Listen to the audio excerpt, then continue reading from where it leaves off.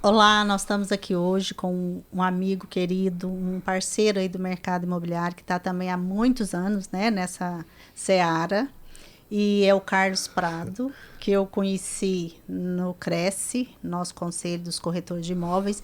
E para nós foi assim, um prazer você ter aceito esse convite de estar aqui nessa conversa a três. Fiquei muito feliz também de você estar aqui. É realmente assim uma referência de ética, é um profissional assim que se dedica ao mercado desde muitos anos e vai ser um prazer a gente entender um pouco mais de quem é você, como que você vê esse mercado aí, tudo mais. Tamo Boa junto. tarde, obrigado pelo convite vocês dois, pessoas queridas, né? A vida traz surpresa pra gente, você, Isa, sua família, o Marcos Henrique, o esposo, todo mundo. São pessoas maravilhosas que a gente convive e vai ser um prazer bater um papo. Porque conversar é bom, né? É bom. Colocar a prosa em dia é bom, pelo menos no podcast, porque no dia a dia a agenda não permite, mas a gente está à disposição de vocês para a gente conversar. Show de bola. Carlos, quem que é você, assim, como que você veio, como você surgiu no mercado imobiliário? Você nasceu aqui em Goiânia mesmo, tem irmãos? Um pouquinho da sua vida. Um pouquinho da sua vida, só pra gente conhecer todo mundo. Eu sou nascido em Goiânia, mas criado em Formosa, a 80 quilômetros de Brasília. Né? Muito recente, minha mãe teve que me deixar com a tia, e aí dessa minha tia que me criou, tem um irmão de criação que é meu primo, chama-se Sérgio. Tem um irmão biológico que mora em Porto Velho hoje, e ficamos lá até os quase 16 anos, quando voltei para Goiânia. Né? Mas voltei para estudar, já com a minha mãe biológica. Eu costumo constar muito da minha história porque eu tenho orgulho dela. Eu sou neto de boiadeiro, neto de lavadeira e criado por duas pessoas que trabalhavam com subgerais, com domésticas, né?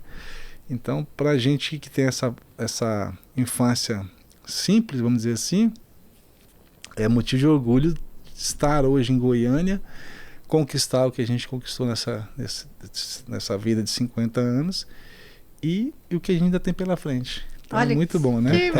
Olha só que bacana, essa história é bacana bom. mesmo.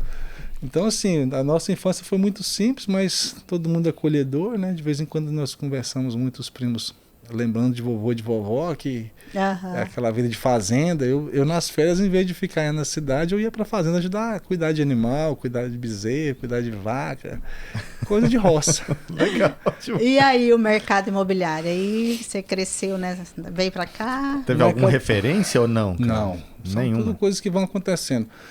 Quando eu entrei no mercado imobiliário, para o mercado imobiliário, foi o seguinte: eu era aqueles assessores, aqueles auxiliares administrativos. Aquelas pessoas que não têm qualificação nenhuma, não têm formação nenhuma, o primeiro emprego que aparecer, ele pega de carteira assinada, muitas vezes com salário precário, né?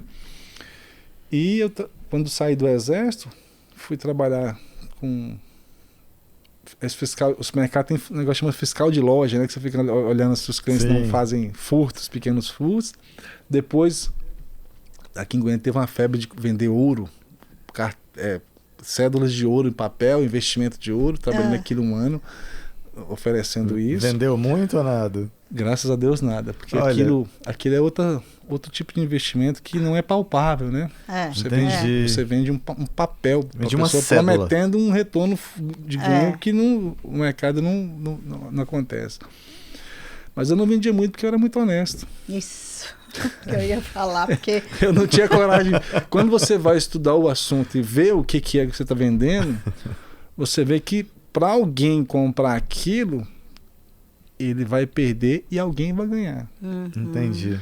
E aí, nesse alguém ganhar, como é que fica você que vem oferecer para a pessoa uma questão que vai lhe trazer prejuízo? É isso. Como é que é isso? De onde que veio essa ética, assim? Já é alguma referência de pais, mães, assim? É berço, né? Berço, tá. Essas coisas assim, você se coloca no lugar do outro, é berço, né? Mamãe, papai sempre falava assim, ó: o que não te pertence, não mexa. Não pegue aquilo que não te pertence. Se é de alguém, não mexa. Sempre foi assim. Vovó também sempre tiveram essa questão. Mesmo entre nós primos, se isso aqui é do Carlos e a Isa pega, devolva. Entendi. Leva de volta, porque não te pertence. você pegou emprestado. Será que foi isso que te levou para a Cefisp lá, Carlos? Comissão de Comissão de ética. Vamos chegar lá. Vamos chegar lá. Vamos chegar lá. Aí, veja bem, então, aí depois dessa questão dura, eu consegui um trabalho como auxiliar de contabilidade, digitador de contabilidade, fazia aquelas planilhas de fluxo de caixa, né? Mas estava insatisfeito com o ganho. E aí eu ia precisar me casar, né? Minha primeira esposa estava gestante, eu falei, agora tem que tratar de um filho, tem que arrumar um emprego melhor. Você estava com quantos anos na época? Eu tinha 23 anos, Tá. 24 anos. E no mercado imobiliário ainda nada, assim? Nada. Nem nada. Ok. Foi quando, em dezembro de 94, conversando com meu irmão, falou, me convidaram, eu não posso, mas já que você está insatisfeito, eu vou te levar lá. Ele me levou se chama Thiago Imóveis, Cleanto, Thiago e José Antônio Predoso, que são meus professores de mercado, junto com outros colegas. Cleanto eu conheço. Conhece o Cleanto, né? Uhum.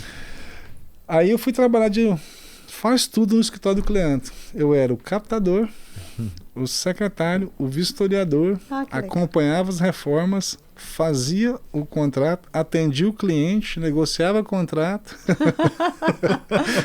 Nossa. Depois, fazia o café? Café não, porque tinha secretária, mas assim... Mas se precisasse, você estava lá também. Atendia o cliente, colocava a placa, tirava a placa. Era o faz tudo do negócio. Começou com 10 imóveis, chegamos até 80 naquela época, fazendo tudo. Aluguel. Né? Aluguel. Aí o cliente falava assim, Carlos, vai lá na prefeitura, você vai procurar isso, tem que resolver isso. Uhum. Vá lá e resolva. Quer dizer, então você se vira. Eu só quero que você me traga o resultado.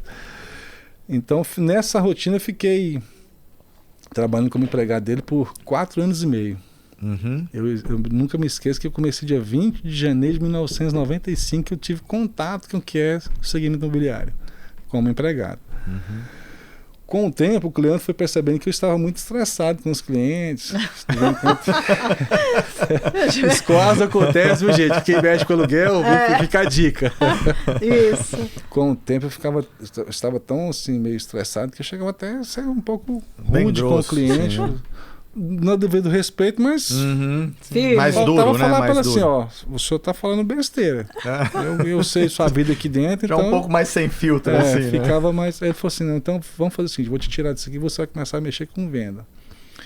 E aí em 2000 surgiu a oportunidade de fazer em 1999 eu fiz o curso de TTI, só que naquele tempo você tinha uns cursos à distância para a formação do corretor, e aí até hoje nossa formação é um pouco precária nesse sentido, esses cursos à distância, mas eu fiz no Colégio Moisés Santana, que é extinto Moisés. Eu fiquei 1 ano num banco de escola, estudando a técnica imobiliária, tendo lá com os professores as aulas de, vamos fazer uma negociação aqui. Aí eu lembro do professor de operação e falou assim, você, Marcos, está comprando 5 alqueires, e a Isa está vendendo. Pergunta para ela se ela aceita ouro.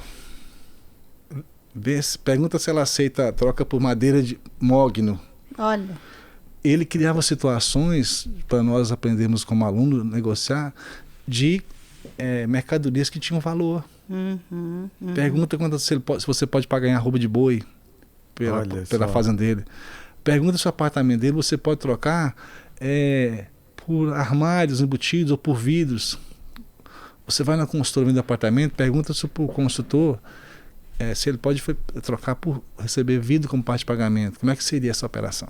Olha que interessante, fazia pensar, sim, né? Sim. Gente, vocês têm que vender pensando o seguinte, existe uma série de coisas que envolvem a negociação, que não só o dinheiro, tem outras moedas que podem ser aceitas. Pergunta se ele aceita precatório. Olha só. Precatório de banco. Será que naquela época telefone ainda tinha isso também? Também. Linha telefônica. Linha telefônica era 20 mil uma linha telefônica. Pergunta se ele troca e pega 4 linhas telefônicas que está dando um tanto de aluguel, porque vocês lembram que o aluguel há pouco tempo atrás, pouco tempo, né? 15, 20 anos. Né? Passa rápido, mas pouco tempo. Passa num piscar de olhos. Todo mundo queria ter coisas para alugar. Desculpa. Né? Pergunta se ele não pega 4 linhas de telefone já alugado, dá receita para ele. Provoca, faz a venda acontecer com outras formas de pagamento que não só o dinheiro, que não só o financiamento. Legal. Então a gente ficou 1 ano nesse sentido. Isso tudo foi orientação do cliente, né? Que eu tenho como se fosse meu irmão mais velho. Ele. Até hoje vocês têm contatos? Assim? Sim, sim. Inclusive, hoje de manhã eu estava estudando um caso lá no escritório dele. Legal. A gente divide, eu participo do escritório dele para poder fazer algumas coisas que eu preciso e ajudar ele também no que ele precisa. Então, foi isso. Eu comecei a trabalhar na parte de venda lá na Thiago Imóveis. Depois, ele entrou a fazer o curso de Ciências Imobiliárias e falou assim, ele me chama de Carlão. Carlão, tem um negócio ali que eu acho que vai ser bom para você também. Vamos lá. Vai fazer o curso de Ciências Imobiliárias. E para mim, no caso, tanto a parte de técnica de transações quanto a parte de ciência imobiliária era a minha chance de mudar de vida. Porque eu não tinha nenhuma qualificação profissional. Eu tinha esses cursos de SESC, SENAC, de escritório, datilografia, essas coisas básicas para você ter um mínimo de conhecimento, mas não tinha uma profissão. Perfeito. Então, tanto o ano de 99 como fazendo TTI, que eu estudei para falar assim, bom, isso aqui vai ser uma profissão que eu vou ter. Quanto depois a questão das ciências imobiliárias e depois o tecnólogo, para mim era a chance de mudar de vida. Eu tinha que ter o conhecimento, adquirir o conhecimento daquele curso, porque era aquilo que ia mudar a minha vida, na minha concepção.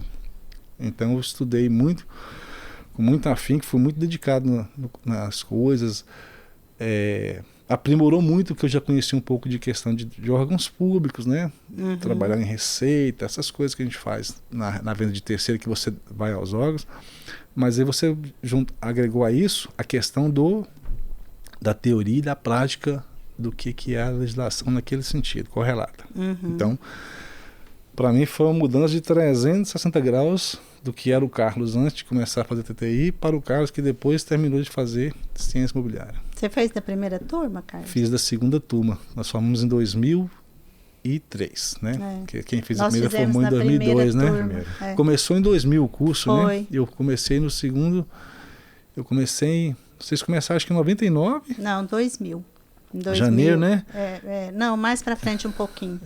Eu sei que eu entrei em 2001, que foi quando começou a segunda turma, e naquela época já mudou até para o Polo do Setor Oeste, que antes era na Exerfego, né? Fizemos lá também. Eu sei que... Então nós ficamos lá 2 anos, depois mais 6 meses no Universo. Aquilo era a chance que eu tinha de mudar de vida. Eu queria aprender. E você vislumbrou isso trabalhando na Thiago Imóveis, foi isso? Trabalhando na Thiago Imóveis. E aí como que você vislumbrou isso? Alguém assim foi referência, fora o Thiago, claro, fora o Cleantro, perdão, que estava lá com você, mas assim, você via alguém falando assim, nossa, esse cara também saiu do zero e aí ele se tornou bem sucedido? Não. No meu caso, não.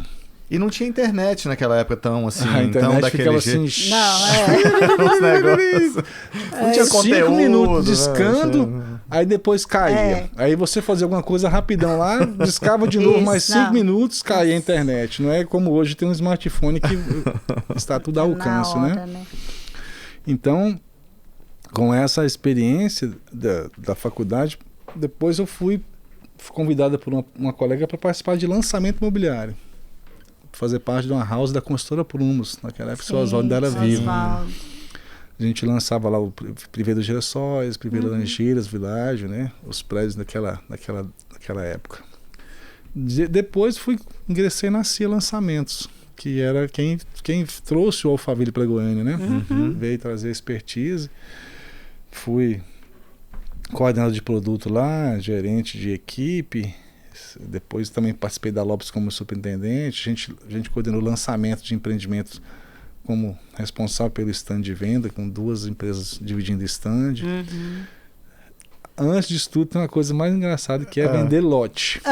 Você já participou dessa seara aí também? Antes de enquanto eu fazia o curso de TTI, eu me esqueci. Eu com a Iraci, o Ascano Locatelli, a gente vendia o residencial a Caças lá na região norte de Goiânia. Todo dia de manhã íamos lá puxar uma tenda, fincar lá as arestas que fixava a tenda, ficava lá debaixo do sol, vendendo lote, de segunda a segunda. Foi bom. Você tem assim, boas memórias, assim, boas lembranças dessa época? Ou... De todas as fases foram muito boas. Sempre o aprendizado. A profissão de corretor de imóveis, ela te traz um conhecimento de tantas áreas afins. É verdade. Né?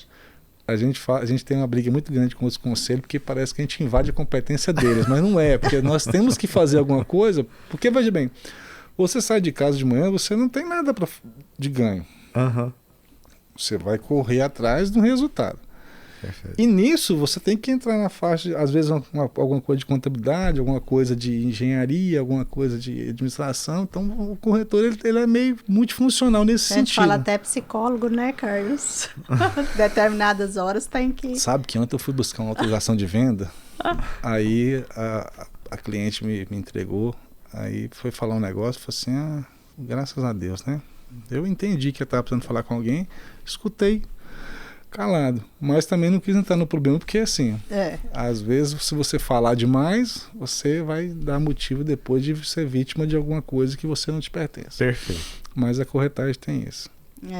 Então, com essa questão dos lançamentos, a gente foi conhecer como é que é a incorporação, né? Eu, quando era corretor de lançamento, presta atenção, corretor de lançamento. Você tem que pegar o seu plantão, pegar a pasta do empreendimento e ler aquele negócio lá. Não é só o que o seu gerente fala, não, tá bom? Pega a pasta, vai ler a incorporação. Por que é aquilo? Por que você está vendendo aquilo? Vai estudar, cidadão. Isso mesmo. Era assim.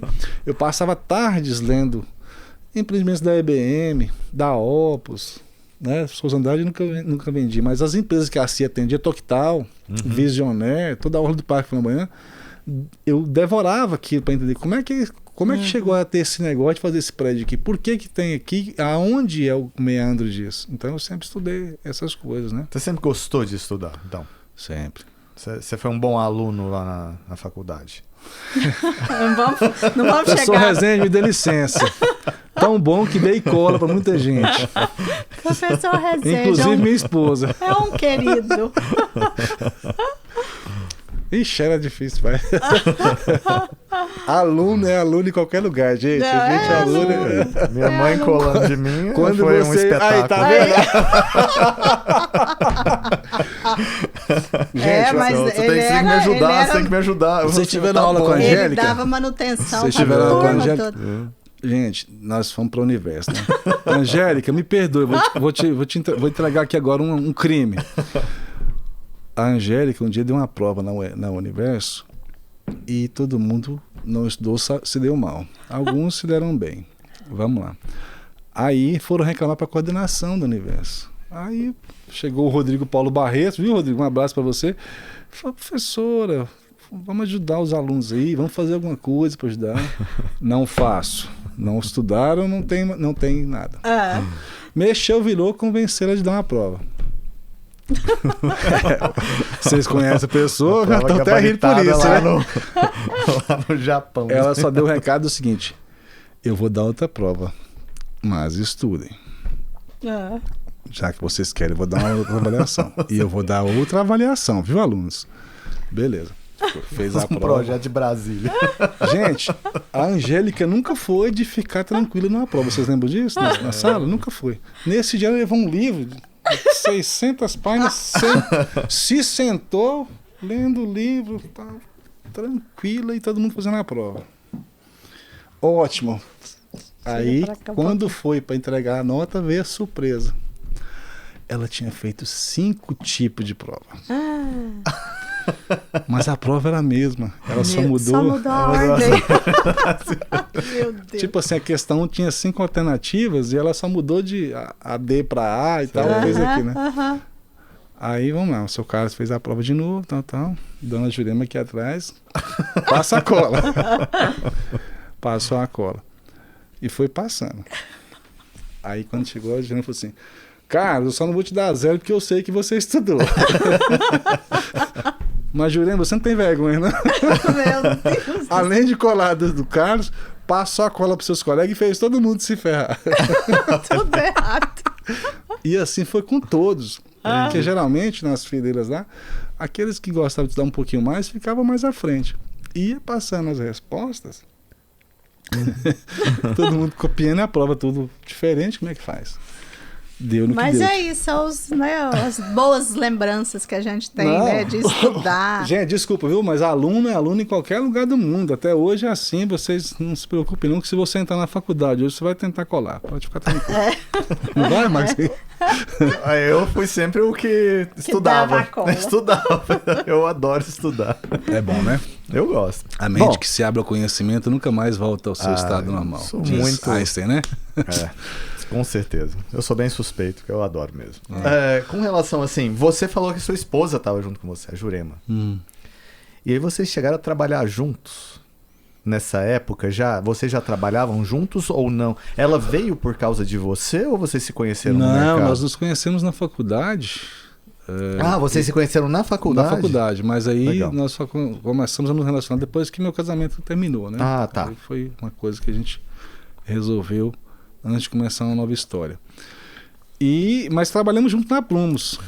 Mas vocês já trabalhavam nessa época juntos ou não? Não, cada um numa empresa. Ela trabalhava, quando eu fiz faculdade, ela trabalhava acho que Imobiliária São Sebastião, Sei. que era São Sebastião, um grande loteador de Goiânia, né? Já foi, que Deus o tenha, era um profissional muito exemplar. E eu trabalhava lá nessa época, era o escritório Nobre Imóveis, uns amigos meus ali no setor oeste. Então, mas depois a gente foi trabalhar junto na Plumos. Não é bom, não. Não. Não aconselho. São casos raros, né? Ela me perdoa, mas eu já falei isso para ela, então a gente é bem transparente. Falando ainda, eu acho bom trabalhar cada um no seu segmento, porque é diferente. E os dois trabalham no mesmo segmento hoje, assim, de imóveis ou não? Não, Ela fica no lançamento, eu tô mais em revenda e consultoria, né? Tá. Eu hoje trabalho muito em revenda, formação diária para empreendimentos, né? Consultoria de contratos imobiliários, essas coisas. Eu trabalho nessa seara, pela formação. Entendi. E como que você chegou no conselho, né? Agora hoje você é conselheiro efetivo? Não, meu mandato terminou em dezembro passado, mas eu fiquei 15 anos no CRES. Olha. 15 anos lá. Aconteceu o seguinte, eu sempre frequentava muito o CRES, convidado pelos Anderson. Aí conheci o Dr. Manuel. Uhum. Fomos conversando, ficamos amigos. Um dia, teve um levante lá da Cefisp. Todo mundo entregou o cargo para o Oscar Hugo. E aí, você sabe que a comissão de ética é uma das principais comissões do CRES, né? Aí o Manuel saiu amealhando 15 malucos lá. Olha só os malucos. Começando pelo Dr. Jackson Silva, que foi o coordenador. O Carlos Prado, o Edgar, que esteve aqui de manhã, né? Sim. O Elmo Aguirre, da Confiança Imóveis. Sim. O José Humberto, da UBS, que ficou um tempo lá, mas pelas atividades dele não conseguiu perseverar. Tinha mais uns... O André, que já saiu do mercado imobiliário. Nós éramos 15. Nossa, olha. Ele fez um curso... Pela necessidade, falou assim, gente, eu vou precisar da dedicação de vocês de estudar mais aqui, mais aprofundado, ficar um final de semana aqui. Tem uma apostila que até hoje eu tenho essa apostila guardada, que é interessante. Nos passou conteúdo, nos deu um treinamento de como fazer um relatório de um parecer ético lá e vamos embora. Começa aí, turma. Começamos. Aí começamos com um relator, relatávamos em torno de 10, 12 processos por mês lá, porque estava demanda reprimida. E eles nos pediram compreensão, por favor, ajudem o conselho a dar andamento, porque estamos estagnados e não pode passar, tem prazos legais na questão de processo administrativo que você tem que dar andamento. Foi andando, aí o Jackson, no primeiro mandato, se cansou, falou, não, é muita coisa, gente. É muito mesmo. É porque você, como coordenador, você passa uma tarde inteira assinando 600 folhas de processo. Todo o encaminhamento que tem, você tem que dar andamento, né? Depois, como o Jackson saiu, me liga o Marco Antônio, o doutor Marco Antônio, falou, Carlos, eu tenho uma notícia boa para você, uma ruim. O CREA sempre é assim, você sempre tem uma notícia boa e uma notícia ruim. Falei, fala logo a ruim, porque já que você vai falar, já que você quer falar da coisa ruim, começa pelo pior. Não, o pior é que o Jackson saiu. Falei, isso aí, qual que é a notícia boa? A notícia boa que é consenso que você é a pessoa que mais agrega valor na equipe. Falei assim, quem? É você. Eu estou aqui com o presidente Oscar Hugo e nós já passamos nome por nome aqui e vemos que você tem um bom trânsito entre todos os relatores. Eu acho que nós decidimos que se nomearmos você vai manter a coesão da Cefisp e vai conseguir continuar o trabalho que tem sido bem feito até agora. Falei, vocês têm certeza mesmo? É isso aí? É isso aí mesmo.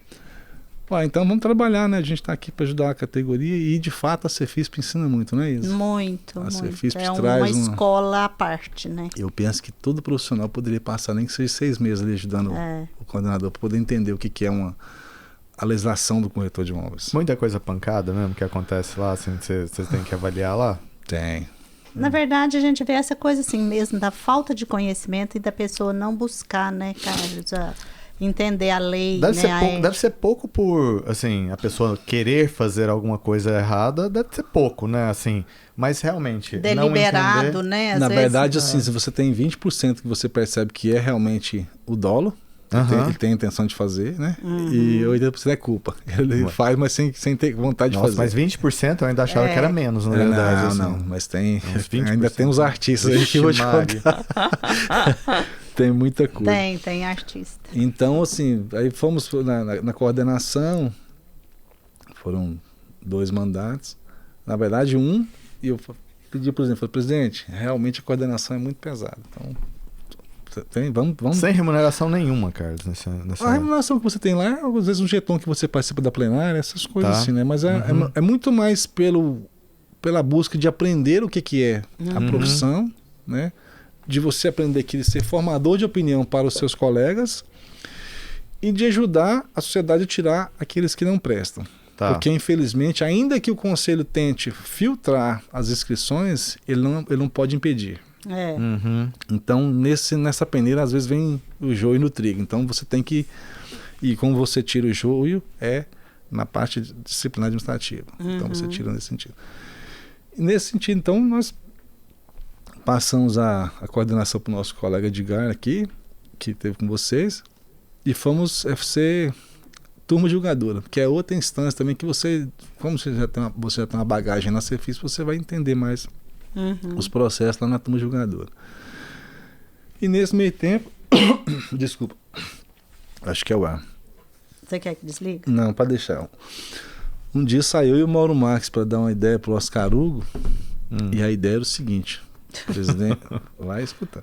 Presidente Oscar Hugo, nós precisamos fazer uma operação aí para poder tirar esse tanto de falta de opção que tem no mercado aí. A gente percebe assim, com os portais você percebe que não tem opção em vertical, horizontal, loteamento, tem uma celeuma. É que nós estamos percebendo. Quem conhece o Oscar Hugo, ele fala assim: pai da criança. Fala um número. Vou falar um número baixo, né? 4. É esse mesmo. Faz a portaria, nomeia ele coordenador de fiscalização. Diretor de fiscalização falou assim: como? Eu falei, não, a gente dá uma ideia. Eu falei assim: não, sua ideia é muito boa. Mas se você já vem me falar alguma coisa, que não, aí a ideia não é só minha, presidente, é do Mauro também. Falei, não, mas eu não posso nomear 2, então vai ter que ser só um. E como você já está aqui dentro, já vai ser você. Aí eu perguntei assim: quais são as condições dessa brincadeira, então? Já que você está falando sério, qual que é a regra do jogo? A regra é carta branca. Falei, o senhor tem certeza? O senhor tem certeza que se eu fizer alguma coisa, que alguma operação, vai sobrecair nos seus ombros? Porque o senhor sabe que a fiscalização incomoda quando ela está atuante. Então o senhor tem certeza disso? Eu tenho certeza, pode fazer, Célia. Assim, então, nesses termos, eu vou aceitar o seu convite, sua intimação, né? Porque, na verdade, eu fui dar uma ideia, acabei sendo intimado e sendo nomeado, saí de lá com a portaria e me nomeando diretor. Muito bem, fizemos um planejamento lá e começamos a andar. Meninos, deu um trabalho, porque você cobrar que se faça o mínimo necessário é difícil, né? Então, teve um momento lá que os fiscais ficaram amanhã dentro de uma empresa, verificando tudo que tinha de opção. Aí, o que nós fizemos? Meninas do administrativo, entra em rede social, portal e printa os anúncios e vamos cobrar as opções. Porque se você... Eu lembro dessa época. Foram lá na empresa. Tivemos Realmente, assim, realmente não era um negócio bacana mesmo, não. Assim, ó, eu penso que até hoje muita gente me xinga por causa disso, porque passaram muita raiva, né? Porque foi muito custoso. Foi bem intenso essa época. Mas assim, porque estava, né, vamos dizer, na lei lá, que precisava, que era um... O CRES fiscalizava, mas não tinha uma efetividade. Então eu falei assim, no primeiro momento, vamos dar um tratamento de choque nesse negócio. E como é que é o tratamento de choque? Vamos fazer. O que está na prerrogativa? Fiscalizar e disciplinar. Então nós vamos disciplinar, nós já estamos fazendo. Sempre damos cursos, incentivamos as pessoas a fazer, tudo mais. Então vamos fiscalizar. E uma coisa interessante que quando fala nessa coisa do CRES fiscalizar, dá aquela sensação assim que assim, por que ele está fazendo isso? E a gente vê que é para proteger a sociedade, né? Você vê que é uma coisa baseada naquele princípio assim, né? De que o profissional ele precisa zelar pelo trabalho dele para não prejudicar o cliente, né? Principalmente, né? E outra, me permite falar para você agora, corretor. Quando você é fiscalizado, você se reorganiza. Porque se você não tem opção de venda, quando você sente no bolso, você vai buscar trabalhar somente com opção de venda, somente com autorização de venda. E às vezes o CRES, ao fazer isso com você, ele te educa no sentido de você ter cautela documental, porque hoje não é brincadeira. Hoje, se você fizer um mau trabalho, você pode ser responsabilizado civil criminalmente. Perfeito. A gente já tem história de colegas que pagaram do patrimônio amealhado dele porque fez uma avaliação errada. Exato. Fez um favor de fazer uma avaliação. Marcos Henrique, um favor de fazer uma avaliação que vai para um banco, que vai para uma negociação. Tá lascado. Olha o que é a responsabilidade disso. Entendeu? Então, muitas vezes, os nossos colegas que estão chegando aqui não têm essa orientação. O que se vende no mercado imobiliário é só que ganha milhões. Mas não fala para o profissional quanto custa para ganhar os milhões e qual é a responsabilidade dos milhões. Porque é o seguinte, nós falamos de lançamento. Eu lanço um prédio lá, eu ganho R$200 mil de comissão. Eu vou ter que pagar imposto disso. Porque hoje as consultoras têm que fazer o quê? Elas têm que fazer a declaração de informação imobiliária. Ela já fala que o mercado, que a Isa comprou, o Marcos Henrique foi o vendedor, eu fui o gerente, ela recebeu tanto, a comissão foi tanto, ela é obrigada a fazer isso para a Receita. Hoje já está ali na fonte. Então o profissional pode ser responsabilizado. Por isso que você vê tanta pejotização de profissionais aí hoje, mas não é do profissional corretor, é muitas vezes do gerente e dos gestores, que assumem a carga de fazer um faturamento e repassar para um corretor. Olha a bitributação disso. Você tem um risco dessa situação. Então, voltando à fiscalização, é isso. Deu um trabalho danado nesse sentido. Então, criamos até um tal de fiscalização que nunca andou. Depois que a gente deixou lá, a coisa ficou parada no conselho. Mas foi uma fase, foi um aprendizado. A gente andou fazendo cursos enquanto diretor no interior, encontros regionais aí para os corretores da cidade do interior. Porque o corretor cobra muito do CRES a presença. Todo mundo fala mal do CRES. Que o CRES não faz nada. Isso. O CRES não ajuda. Mas o CRES não é feito para ajudar. Ele ainda ajuda passando um pouco por cima das prerrogativas. Ele incentiva, ele faz parceria com institutos. Agora há pouco vai ter uma palestra aí que depois eu vou assistir, incentivada pelo conselho. É isso mesmo. Certo? O nosso sindicato está voltando a se fortalecer para poder fazer a parte dele junto ao corretor. Mas o CRES existe para fiscalizar o profissional, para tirar do mercado e não ferir a sociedade aquele mau profissional. Tá. E na nossa fiscalização nós fizemos muito a questão de condomínios horizontais, que sempre foi muito desorganizado, né? Então deu um trabalho para todo mundo. Mas passou. Assim, né? Quem bate, esquece. Não, mas é engraçado que... Acho que você tem que chegar pra cá um pouquinho. Engraçado que é o seguinte, gente. Eu sempre fui amigo de grande parte dos gestores e donos de imobiliária. E sempre tive um bom relacionamento com eles, graças a bom Deus, né? Mas quando falava em CRES, aí a gente ia conversar e falei, poxa, você foi lá e fez isso. Eu falei assim, deixa eu te falar um negócio. Você tava fazendo certo? É isso. Vamos por aí. Eu estava fazendo errado como diretor? Não, eu estava fazendo o que foi nomeado para fazer. Você, da sua parte, fez o certo? Orientou seu profissional de pegar a documentação? Se precaveu? É isso. Carlos, quanto tempo você ficou lá como diretor? Você falou? Eu fiquei por um mandato de direção. É um mandato é o quê? 4, 3 anos. 3 anos. 3 anos, né? Eu fiquei um mandato como relator, um mandato como coordenador, um mandato como diretor e um mandato como coordenador de turma julgadora. Então, e aí seria assim, tipo, é do estado inteiro. Você viajava para... Viajava. Enquanto estávamos na diretoria, nós abrimos um diálogo com os cartórios, porque tem uma reclamação muito grande do seguinte: o cartório depende também do corretor. Não só do corretor, mas o corretor é uma fonte de alimentação muito grande para o tabelionato e para o registro. Claro. Sim. Porque para uma operação acontecer, muitas vezes não é só de particular. A grande maioria das operações envolvem o corretor de imóveis. Então, nós conversamos muito sobre tudo, porque veio essa nova safra de tabeliões e registradores aí que foram nomeados no estado em 2017. Tiveram muitos novos notários registradores, né? Então a gente abriu um diálogo com eles.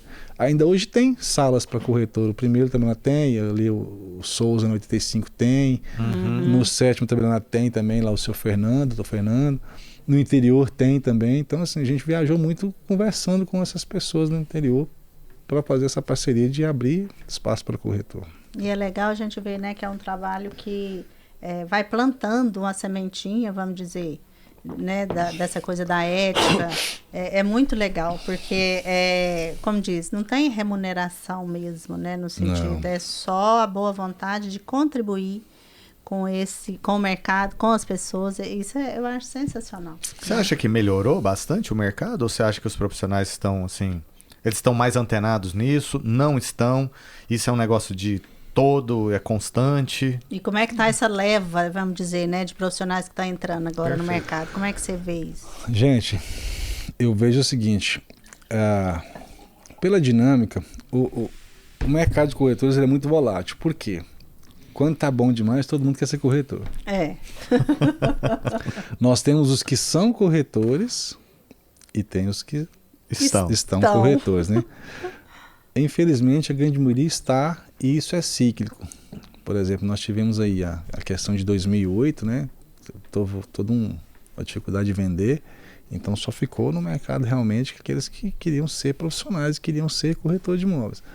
Os que queriam venda fácil, rapidinho foram procurar outra atividade, né? Mas também é isso também, na captação do profissional, essa é uma de certa forma, uma falha que se tem de quem coopta, vamos dizer assim, cooptar. Porque tem muita gente que vai lá, pega um excelente vendedor do Novo Mundo, cara, você vende muito bem aqui televisão, vamos vender imóvel. Aí, qual que é? A régua é bem assim, bem estabelecida para... Aí, que é? Essa televisão aqui custa R$ 1.500. Você ganha R$150 de comissão nela. Se você vender um apartamentozinho de R$100 mil, você ganha 5 mil. Quem que não quer essa beleza? É, isso mesmo. Quem que não quer? Atrativo demais, né? Quem que não quer entrar nessa facilidade de ganhar 5 mil? Quem diz que é fácil? Para você foi fácil? Imagina. Para mim nunca foi. Esses dias, ano passado, quando começou a circular mais, nossa, o mercado tá difícil, tá em crise, né? Falei assim, mas você nunca percebeu isso, não? Mas como assim? Meu amigo, eu tenho 20 anos que mexo com venda. 20 anos de venda. Nunca foi fácil. Né? Essas divulgações de milhões e milhões aí, isso aí é no macro. Quando você está igual eu sou um autônomo, as pessoas que estão lá vamos falar no varejo, você não percebe essa pujança. Agora tem tido isso porque com o isolamento social, quem morava na kitnet viu que kitnet kitnet pra ficar em casa não dá, gente. Eu preciso mudar por 2 quartos. Tem um menino pequeno aqui, não dá.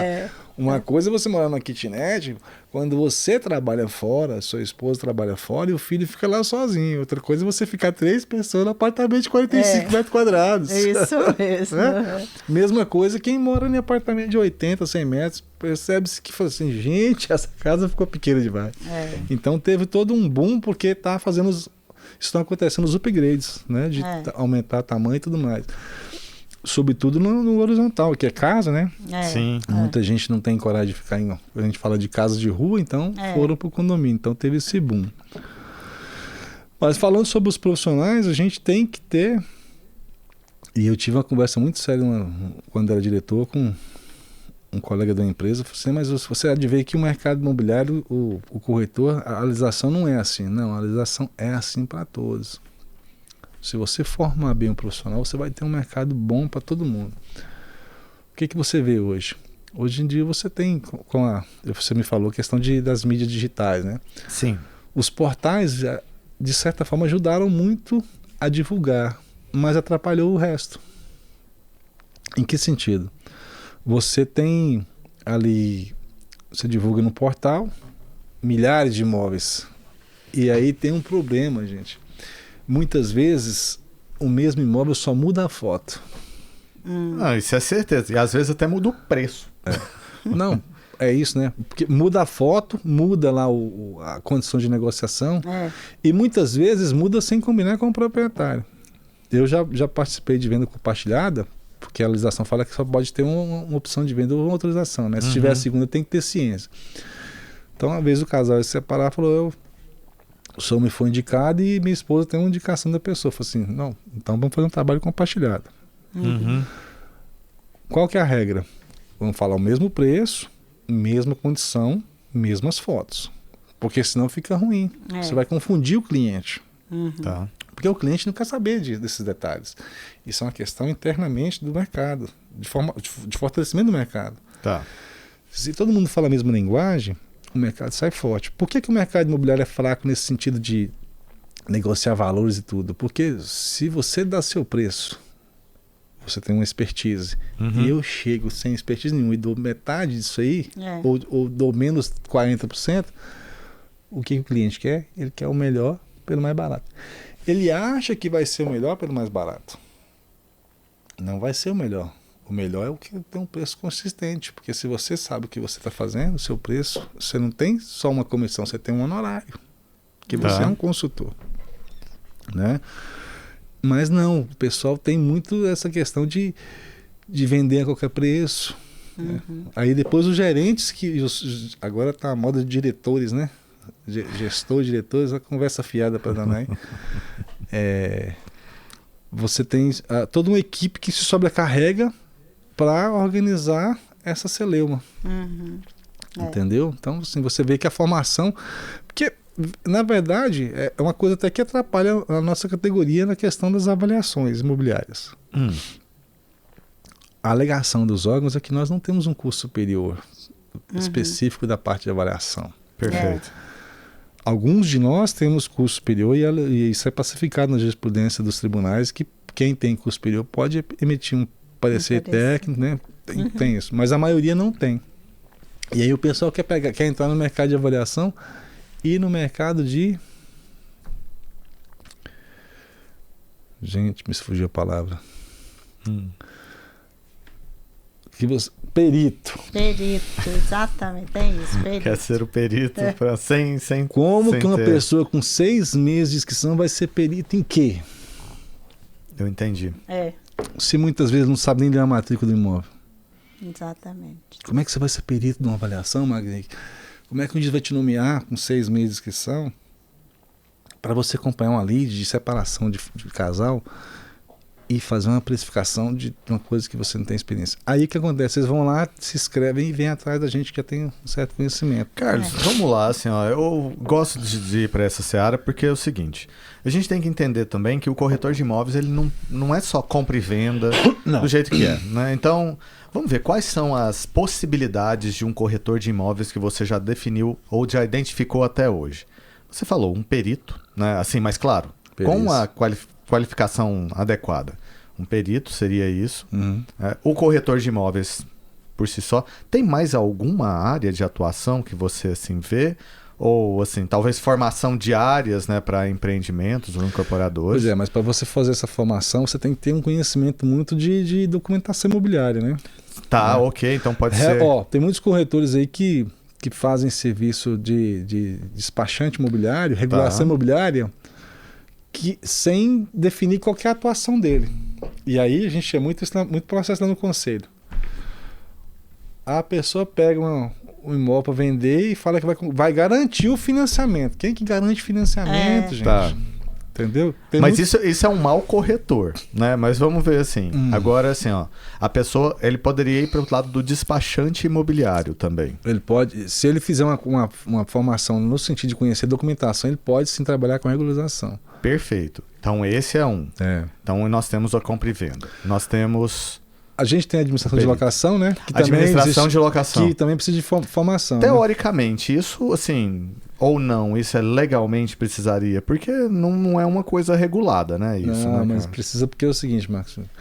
Aí você vai entrar na relação de código consumidor, né?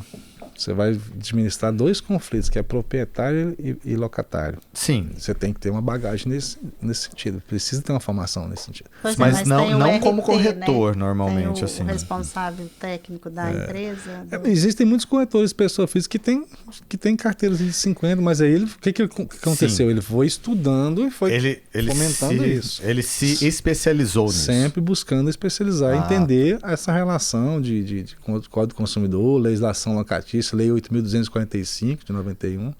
Tem isso, né? E você foi um desses, né? Que assim, que geriu carteira ou você Já geri? Não, hoje vamos ser bem franco, eu não tenho paciência. Entendi. Tanto que você começou assim, né? Eu passei a vender, aprendi muito, graças a Deus que aprendi com a segmento de locação, mas eu vejo o seguinte, e vejo vocês que têm essa situação, até você ter uma condição de uma certa estabilidade, é muito sofrido. Isso é um fato, assim. Você não consegue ter uma boa carteira a partir de 100, 150 imóveis. E até atingir isso, porque o mercado ele é muito concorrido. E agora, veja bem, aí vocês têm todo um... Isso é uma relação muito pessoal da locação. Aí você vê no quinto andar que pega um negócio que te dá fala que te dá uma garantia. É. Aí ele te garante o proprietário que paga todo dia. Você não pode fazer isso. Você não tem renda de taxa de administração para garantir 1.500 imóveis nesse sentido, né? Pode ser que aconteça alguns distratos, alguns problemas que ainda não estão sendo divulgados, mas que tem a tendência, né? Pode acontecer. Então, vamos lá então por esse lado de portais, então.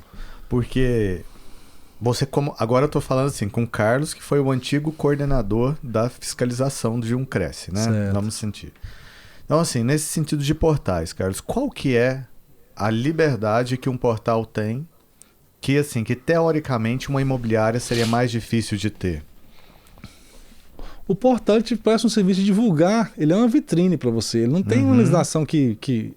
É tanto que a gente tentou, às vezes, notificar alguma coisa dos portais, para você ter uma ideia, a maioria deles nem no Brasil funciona. É tudo fora do país. Porque a legislação aqui é muito burocrática. O Brasil é um país muito burocrático. Você empreender em qualquer área. É difícil. Em qualquer segmento aqui tem que ter uma legislação e tem que ter um entrave jurídico, né? Então ele faz o quê? Ele só te dá a oportunidade de divulgar a sua mercadoria. Ele não fiscaliza. Para ele, você pagando o que você combinou no plano lá, se tem opção ou não, ele não se responsabiliza. Se isso vai gerar um prejuízo ao cliente, não é da alça dele. O contrato fala que você é responsável pelas informações que você insere no portal. Quer dizer, ele só está ali para te Lava as mãos. Ele teoricamente te dá um grande alcance. Eu, particularmente, estou com um Zap aí há 4 anos. Se me gerou 2 leads qualificados, foi muito. E aí não vem falar que nós trazemos, não sou só eu que sou pequeno, não.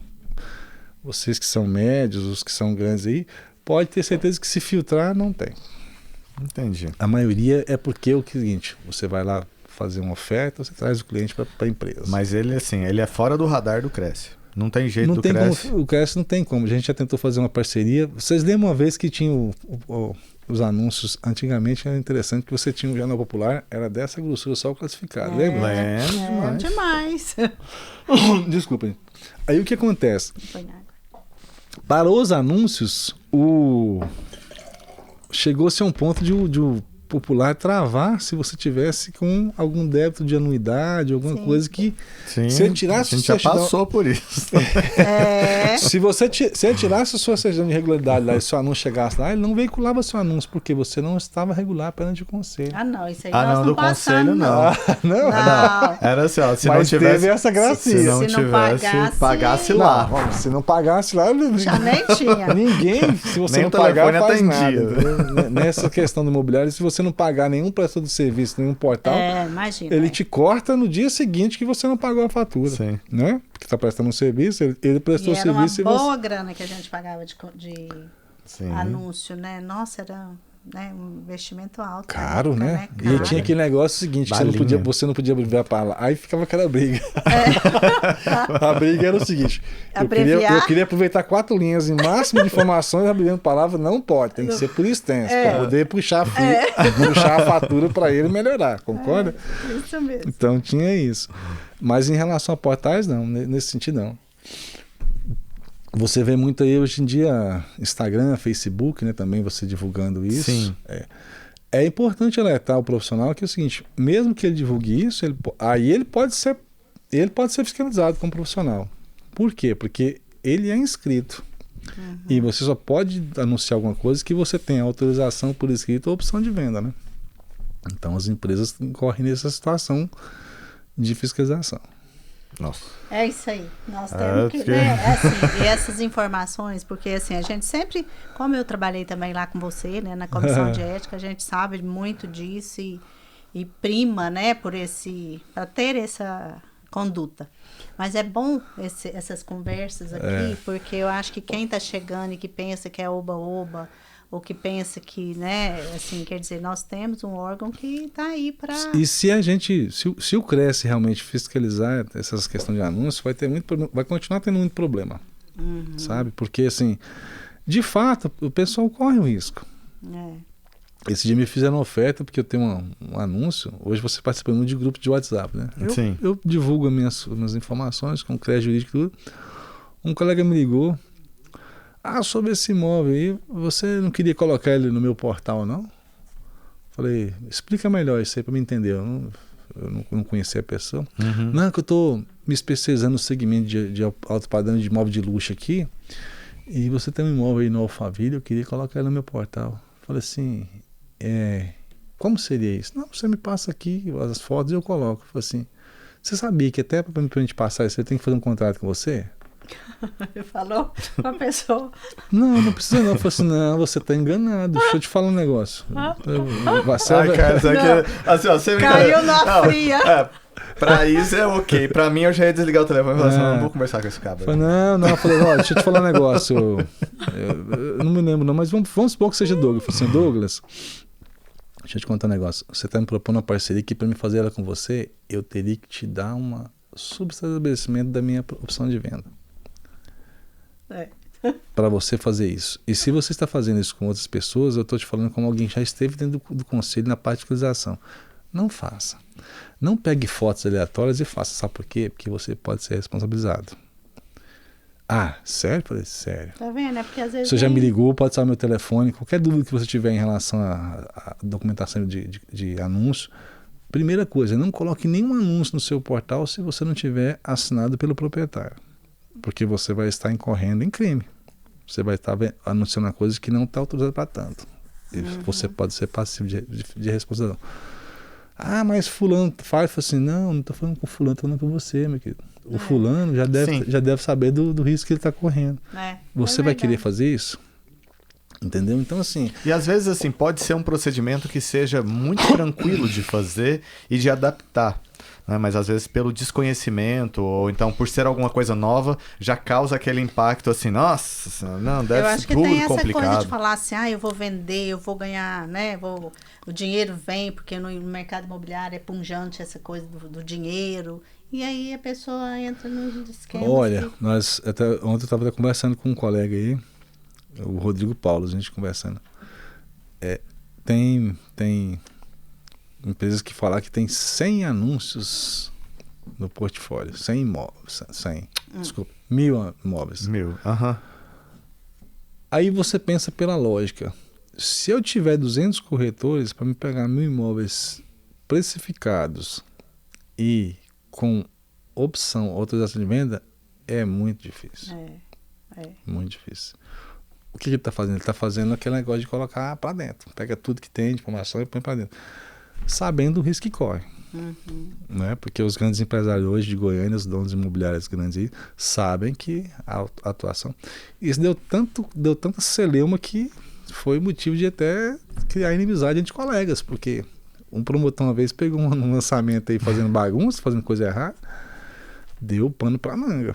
E o Ministério Público também se chegar se chegar no conhecimento do Ministério Público, você tem um problema seríssimo nesse sentido. Entendeu? Então, assim, vamos procurar ser correto. E uma coisa que chama atenção hoje, que você falou de portais, é a questão da parceria dos colegas. Eu te falei que atrapalha por isso, porque você tem... O Carlos vai lá e faz um anúncio desse copo aqui para vender, ou de um apartamento que estou vendendo. A pessoa pega a informação comigo, me pede fotos no particular, me pede informações, como a gente tem no WhatsApp o catálogo, eu mando o catálogo para ele. Não tem como sem ser seu canal, não, porque eu quero falar para o cliente, assim, não tem problema, mano. Quando pensa que não, me liga o proprietário. Carlos, eu recebi um contato aqui de um corretor falando que não dá para fazer parceria com você, porque ele já tem imobiliária dele para atender. Eu falei assim, é mesmo? Então faz o seguinte, vamos fazer um teste.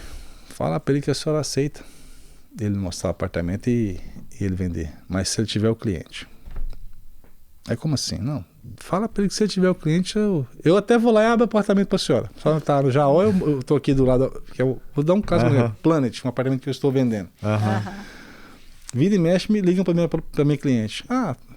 Tem um apartamento assim, me informaram na portaria, informaram o meu cartão que está lá na portaria. Lá não pode colocar placar, você coloca o cartão para o pessoal da portaria e fala com o zelador.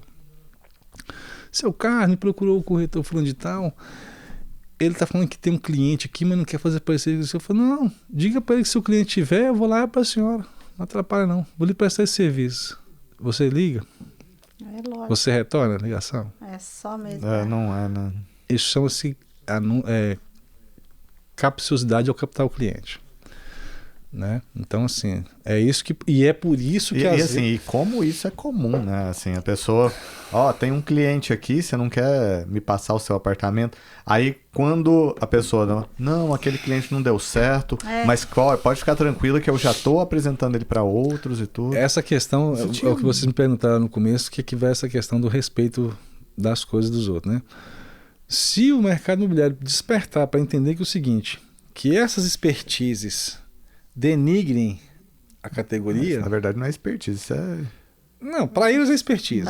Para quem faz errado, ele acha que está certo sendo esperto. É isso mesmo. Teve uma safra de 2005 até agora que de umas pessoas que vieram de fora para ensinar bandidagem para os corretores, e isso até hoje repercute. Ele acha que tem que ser sagaz e passar por cima do próximo. Não adianta. É por isso que o mercado, às vezes, todo mundo vende, as empresas vendem porque tem grande quantidade. Mas a relação dos corretores que são mais especializados tende a ser conflituosa por isso. Por quê? Porque a pessoa não respeita o próximo. Antes de eu te oferecer uma parceria, eu conversei com o proprietário, eu li uma documentação para ver se tem algum problema, se não tem que fazer um inventário, se não tem um menor envolvido, se já não usou o fundo de garantia. Todo o saneamento documental eu preciso ter, porque isso fala no Código Civil. Para você oferecer, você tem que se entender de todas as circunstâncias do negócio para você não ser responsabilizado.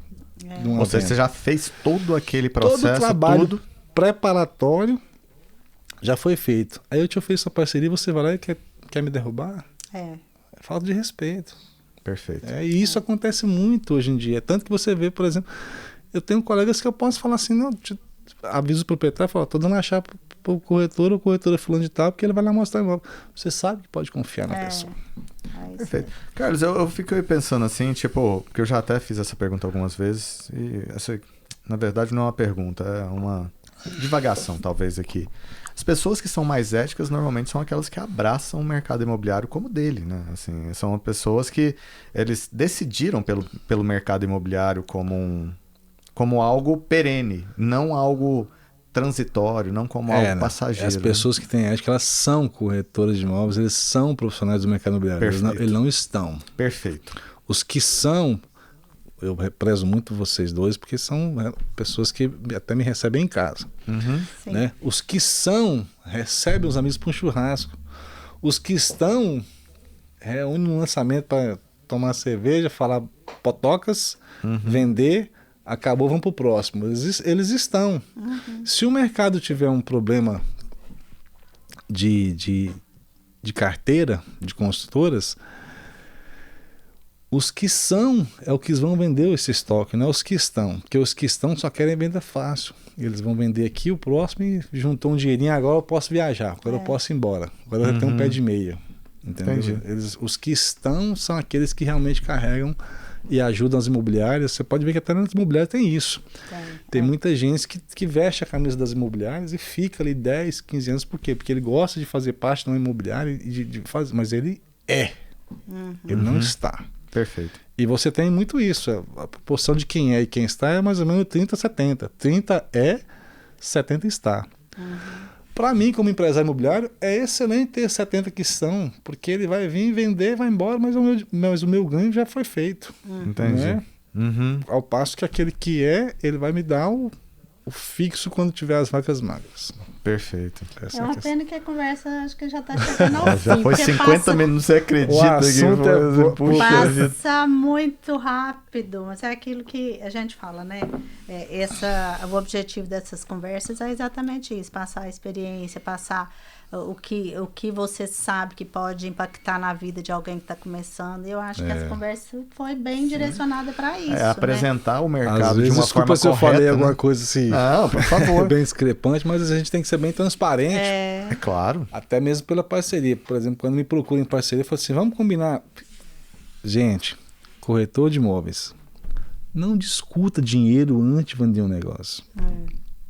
Faça um trabalho, faça o atendimento, depois o dinheiro vem. O dinheiro vem. Perfeito. Vem depois, em consequência de um bom trabalho.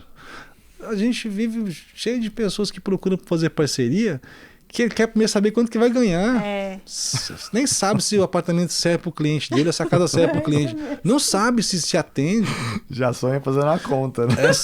Eu estava pensando nas perguntas que você mandou, foi assistir um pouquinho desses treinamentos que tem aí, parece que o corretor não sabe fazer as coisas. Aí ele comentando uma questão dando caso no apartamento, o cara tinha uma picape RAM. Aí ele foi comprar um apartamento, o corretor não sabia que tamanho que é a garagem. Entendi. Ou seja, antes de discutir valor, você tem que ver se a garagem serve para o cidadão, se cabe a caminhonete dele, se cabe o carro da esposa lá. As coisas que atendem a qualidade daquele cliente que vai ver o imóvel. Não é pensar no dinheiro. O dinheiro é só a consequência do que foi bem feito. Na verdade, assim, o corretor de hoje, a maioria deles fala assim, não, só vende o carro e compra o mais... Compra o menor. Compra o menor e tudo. A pessoa não vai fazer isso. Rapaz, imagina bem. Espetacular. Você trabalha 30 anos sonhando em ter uma picape RAM. Isso né? mesmo. Aí você tem apartamentos que tem garagem que são adaptados para carros maiores, né? Aí você tem lá um apartamento, se eu trabalho 30 anos, eu vou comprar uma RAM, vou ter um apartamento de 1 por andar. Com uma garagem de 15 metros... Não cabe. O carro tem 12, tem 11 de comprimento, mas o 15 é o total. Na verdade, ela tem 7 por alguma coisinha de largura. Ela não tem 8 de comprimento. Tá entendendo? Então, são detalhes que as pessoas ficam discutindo. Quanto que é o resultado do dinheiro antes de saber se vai fazer a venda, se vai chegar até o final do contrato. E agora tem uma questão interessante que eu recebi até do Oscar Hugo. Eles estão discutindo aí o seguinte: aonde que o corretor de imóveis tem direito ao comissionamento? Ao só aproximar as partes ou aproximar e ter um contrato ou escritura assinada? Olha esses... O que é o entendimento do judiciário é que, na verdade, só tem direito depois que você tem a assinatura de um contrato ou de uma escritura e um pagamento sinal. Não é só porque pegou uma proposta e tudo mais. Alguns advogados falam que, na verdade, o trabalho foi feito. E, de fato, também foi, né? Porque ele pode arrepender uma das partes. Mas aí está tendo agora discussão no judiciário. Olha só. Como é que vai ser pacificado isso para nós? Isso nos interessa, porque, veja bem... Se eu trabalho 6 meses para vender um imóvel, aí eu vou lá, pego uma proposta. Na hora de fazer o negócio, o vendedor desiste. Todo um trabalho foi feito. Uhum. Né? Entendi. Então, assim, se você então não a coloca- ideia, estão querendo, assim, o Cresce pleiteia para ser nessa parte da intermediação não é até nem aí. Não é o isso não era nem sistema Cofés Cresce, não. Isso é questão de Judiciário discussão de mesmo. corretores com clientes.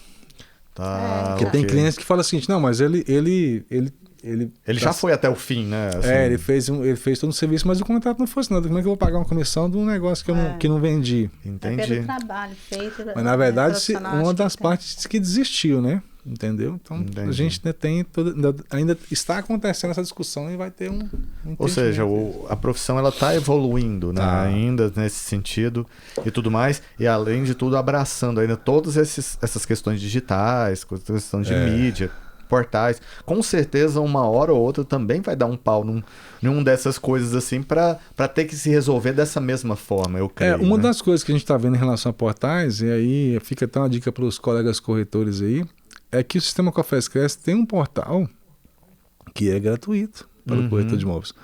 Gratuito para aquele que está em dia com as suas obrigações perante o conselho corretor de imóveis. Que todo mundo não quer pagar anuidade, mas quer ter os benefícios, entendeu?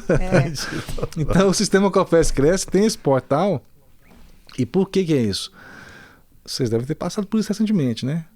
As plataformas que são as maiorais aí, simplesmente chegaram lá, se você pagava 1.500, pulou para 3. Sim. E qual que é o argumento? Não, agora eu sou OLX, eu sou Zap e eu sou Viva Real. Quer Isso dizer, achou que aumentou a Isso força. é concentração de mercado. CAD. Cabe discussão no CAD. Como é que... não, mas são diferentes. Não são. É a mesma matriz financeira. Então, você tem um grupo econômico agindo no mercado, concentrando a informação no mercado. É um problema para nós. Nossa, Porque quase ele um monopólio, né, disso, né? E ele chega e te impõe a fatura. E se você quiser, bem. Se você não quiser, amém. Na verdade, assim, o popular já foi esse Também teve isso. esse concentrador de, E ficou no de caminho. anúncio, tal, isso daquilo. Ou aí só substituiu, assim, agora não é mais o popular, é uma outra digital, mas é Desculpa. a mesma Mas ideia. veja, Assim, talvez. a questão do portal do sistema Cofés Cresce não vai ser uma constatação de mercado, mas é que é o seguinte, é uma coisa que vem pra da blindar, categoria. né? É pra blindar. Tem que ter um contraponto. Sim, A gente claro. nós temos que ter uma alternativa aí, entendeu? Claro. A pessoa pode contar. Chegamos ao final, eu acho. Nossa, já passou quanto Já tempo? passo quase uma hora. Assim, Antes de você chegar, eu tava conversando com sua mãe aqui, a conversa rendeu uma hora, eu falei assim, nós podemos passar uma tarde conversando, que o Podemos. assunto não Não acaba. Não acaba, porque ainda faltou perguntas aqui, assim, mas- super legal. Mas é aquilo que a gente falou, né? pra Que a dar. mensagem já foi Sim. assim. Eu acredito que quem ouvir com ouvidos abertos vão entender que, né, tem muita coisa a pegar dessa conversa. Mas eu queria fazer uma nossa. colocação Com certeza. da última coisa que você perguntou e que me chamou a atenção, eu fui pensar no assunto, que é a questão do que é ser sucesso. Espetacular. Vamos lá, então. O que é Ó, sucesso? Gente, sucesso ele é relativo. Muitos de nós atribuímos sucesso a bens materiais, né? Eu, por exemplo, da história que eu contei para vocês, quando você me pergunta de que é sucesso, eu falo assim, bom, desculpa cruzar os braços. Eu sou uma pessoa de sucesso, porque eu nasci numa família simples e venho conquistando ao longo da vida bons resultados, né? Que desaguam num bom relacionamento familiar, com 5 filhos criados, todos prósperos. Então, isso é sucesso. Perfeito. Né? Com certeza. Com Não certeza. só material. O sucesso pessoal, de poder ser bem recebido pelos amigos, isso é sucesso. Porque muitas vezes a gente tem, infelizmente, a sociedade nos exclui se você é uma pessoa de mau caráter. Sim. Então, sucesso é estar no meio de pessoas boas, também é sucesso, né? E você, corretor, vai ter sucesso não só de dinheiro, mas de networking, bom relacionamento, né?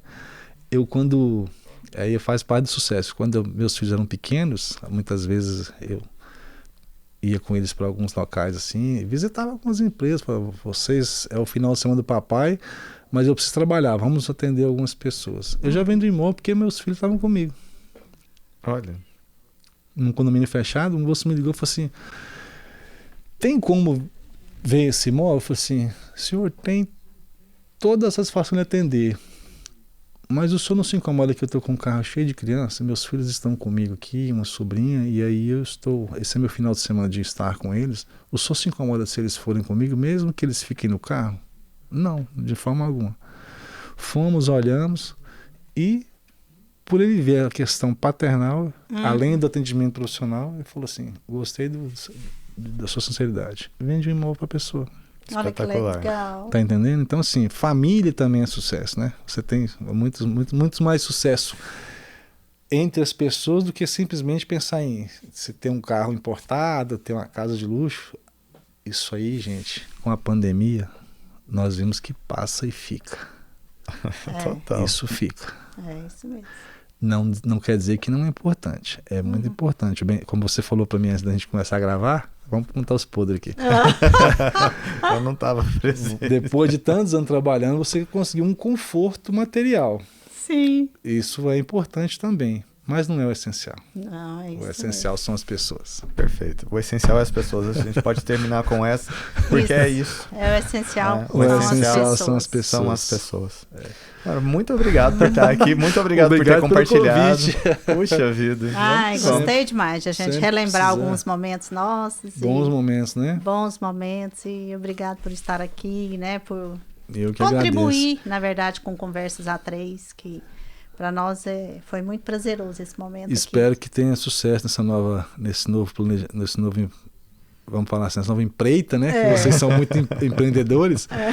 Espero que tenha sucesso e agradeço por poder colaborar com o sucesso de vocês e também se os colegas corretores puderem absorver alguma coisa do que nós falamos, já valeu a pena. Né? Espetacular. Já valeu a pena. Espetacular. Obrigado. Obrigado. Um abraço, obrigado. Até mais. Até uma Tchau, próxima. tchau. Até.